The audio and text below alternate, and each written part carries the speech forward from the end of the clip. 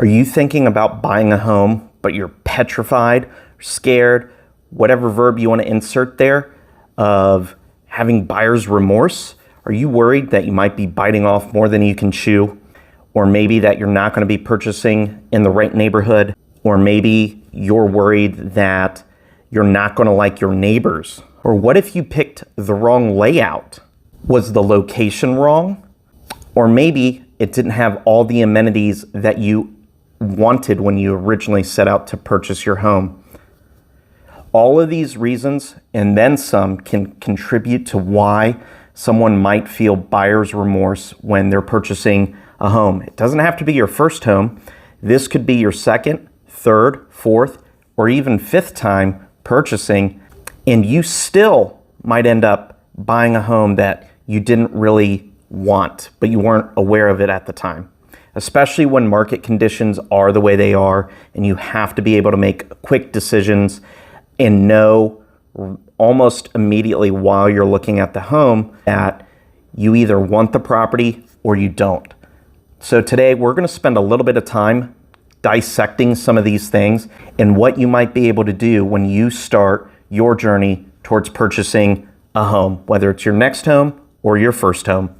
Hi, I'm Jonas Helbert with Streetlight Realty, and I represent clients all across the Miami Valley, and we're going to help you today figure out, will you end up experiencing buyer's remorse, or how you're going to be able to avoid it. So one of the primary things that I see when people have buyer's remorse is usually when it comes down to the cost. And by cost, I mean, what is the monthly payment going to be like after they've purchased the home? For a lot of people, this means principal, interest, taxes, and insurance, or PITI, P-I-T-I. They're unsure of what that monthly payment's going to be, as there's a couple of variables that are going to be hard to figure out.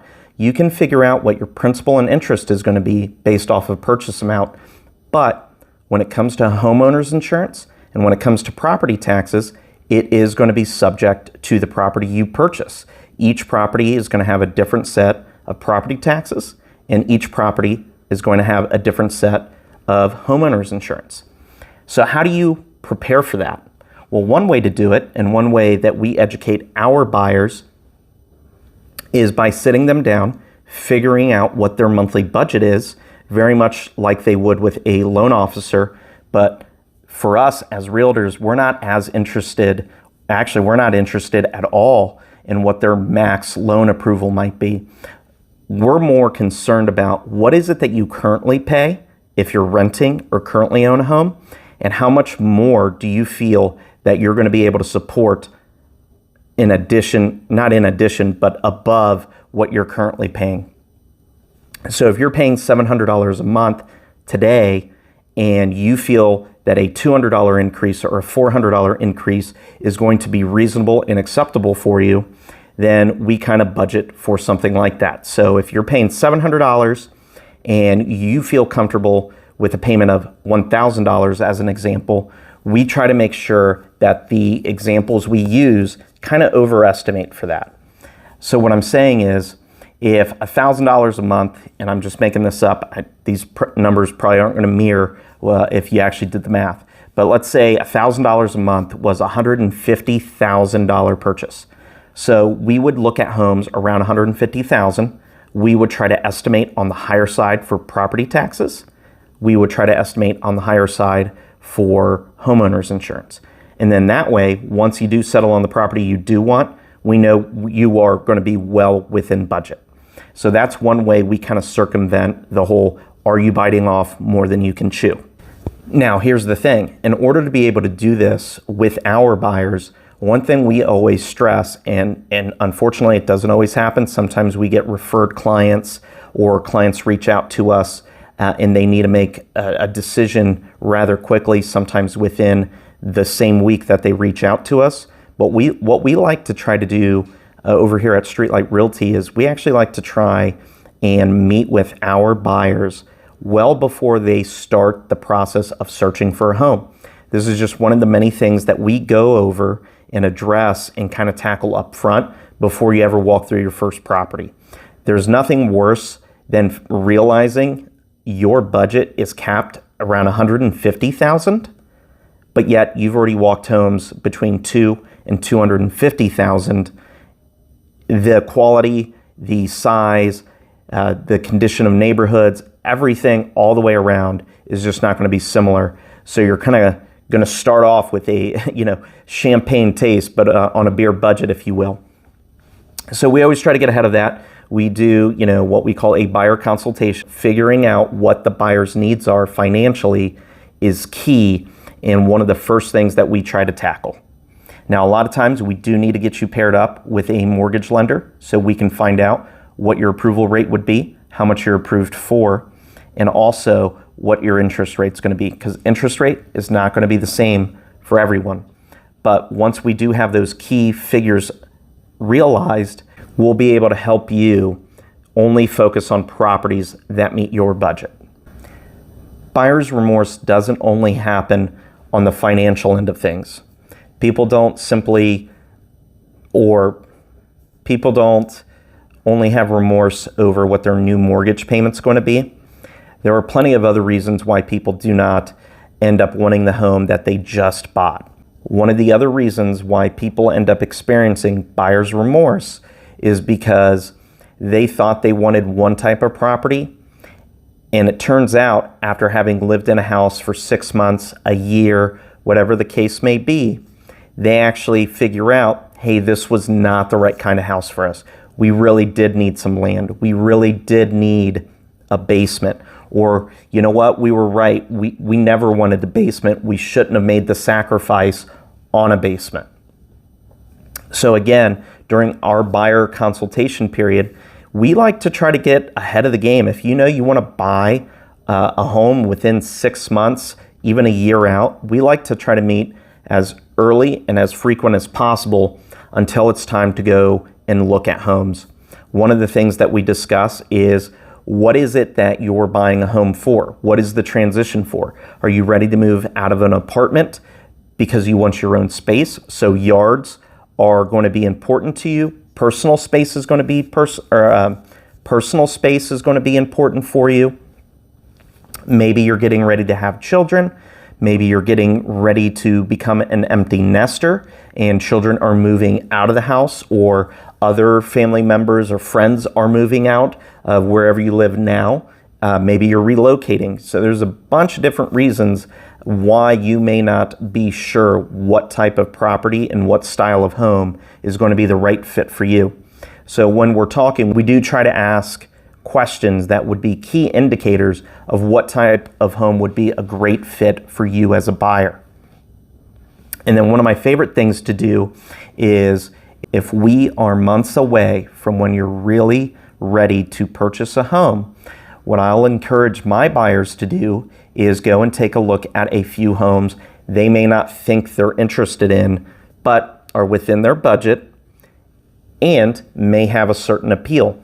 A lot of times what buyers will find out is that a ranch home may not be as spacious or feel as spacious as a 2-story home or a home with a basement. There are so many different layouts that, without taking the time to try to really experience all of them, or most of them, some of them, whatever, or however many is right for each buyer, you end up realizing that you're not really sure what it is that you're looking for.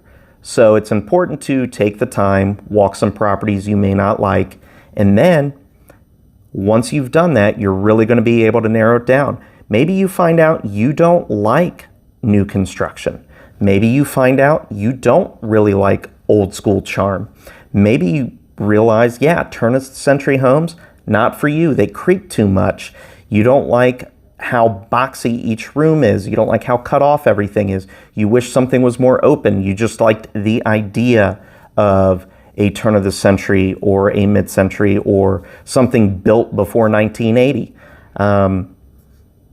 You just never know what you're going to end up realizing until you get out there and look at some of the different styles of homes that exist.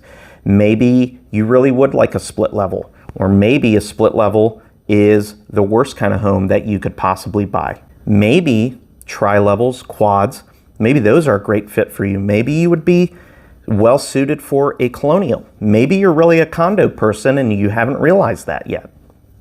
So there's so many different types of homes that it's just 100% recommended.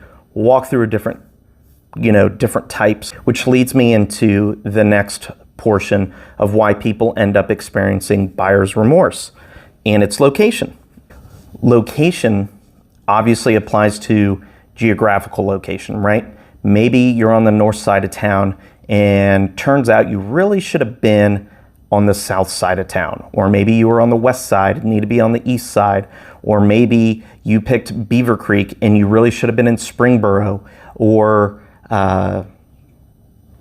maybe you picked urban living and you should have been in the suburbs, or maybe you picked the suburbs and you should have had urban, or maybe you needed something more rural or would prefer something more rural. Location can also apply to the types of neighborhoods. For instance, if you're in a new construction neighborhood, you're not going to have a lot of trees. If you're in a matured neighborhood, you're going to have very tall trees. Typically, each property is going to have a lot of trees unless neighbors have been cutting them down. But these are all things that are worth exploring that you don't necessarily think about as you're trying to make that transition from where you're currently living into what's going to be your future home. So location, extremely important. Speaking of location, again, geographically, types of neighborhoods, what about the neighbors? Do you want a neighbor who keeps 50 cars or motorcycles or both in their driveway? Do you want someone where if you have a 2-story home, you can look down into their yard and see basically a junkyard? Is that something you want? Is that the type of neighbor you could live next to? God forbid that your neighbor ends up being a Yankees fan. These are important things that you need to be able to figure out before you purchase, right? Because one thing I haven't mentioned through this entire process is if you do end up next to a Yankees fan, even that's not an excuse to return the home. So definitely keep in mind, these are all things that need to be thought about before you really start the process. That's also why we as your real estate agent are here for you. We are here to help remind you about the things you told us. Hey, Jonas, I can't go without this. Jonas, I have to have this. So when you're ready to put in an offer, it's my job to remind you, hey, remember when you said you couldn't do without an attached garage? Are you sure you want to write on this home? I know it's lovely, but it is a detached garage, or maybe it doesn't have a garage at all. These are things that I find to be the agent's responsibility to remind the buyer. Things can get a little bit emotional. You can immediately start sacrificing on your wants and needs, and by doing so, you may end up experiencing buyer's remorse. One of the last things I ever want to hear from a client is, hey, Jonas, thanks for helping us purchase this home. Hey, Jonas, thanks for helping us purchase this home. Turns out this wasn't the one for us. Can you help us move on from this property into the next? Of course, I'm always happy to help, but the last thing I want to do is have someone have to have the burden of moving again when all we needed to do was make sure that we sat down, had a good conversation, planned everything out, had a detailed plan that we were going to execute on, and make sure we stick to said plan. As I mentioned earlier in the video, small things such as amenities could be a reason for you not to want to stay in a home. It could be anything from sacrificing the garage, right? No garage, detached garage, 1-car garage instead of 2 or 3 or more. Maybe you sacrificed how much yard it was. Maybe it's something as silly as the kitchen's small, cut off from the house because it's all walled up, has no dishwasher. Those are things that may not seem like a big deal when you're in a bidding war and you're just tired of looking, or you're frustrated about the amount of inventory that's currently in the market. So you start just hacking away. Well, I really don't need that, Jonas.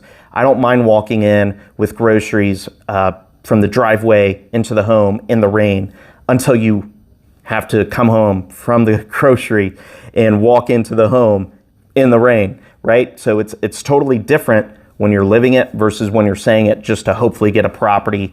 It's better to be patient And as cliche as it may sound, one thing I always like to preach is there's always another house just around the corner. It may be listed this afternoon. It may be listed tomorrow. It may be a week, 2, 3 weeks.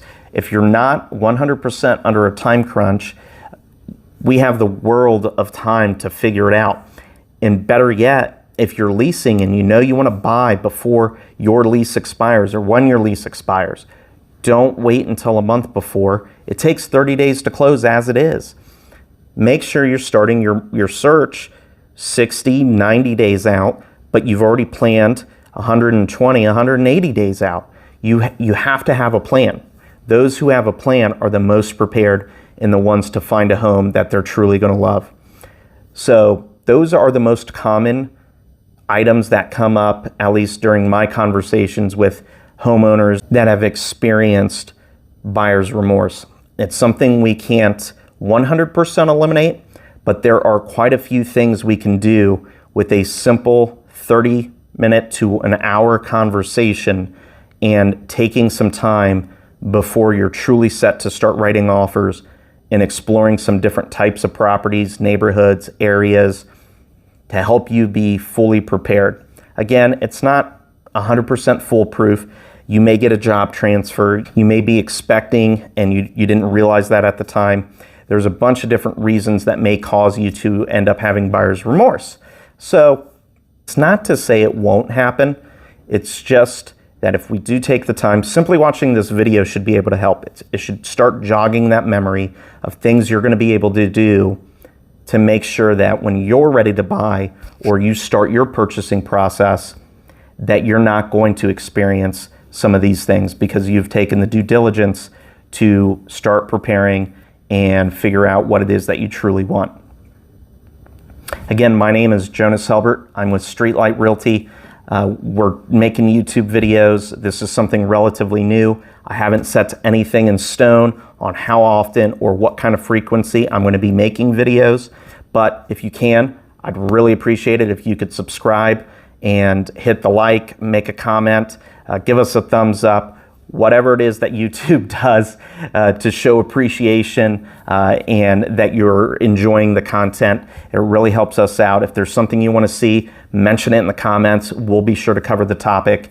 And I hope this was educational, and I hope it also prepares you for when you go out and purchase your home. For any questions, if you look in the description, you're going to be able to find our contact information. So again, thanks and have a wonderful day.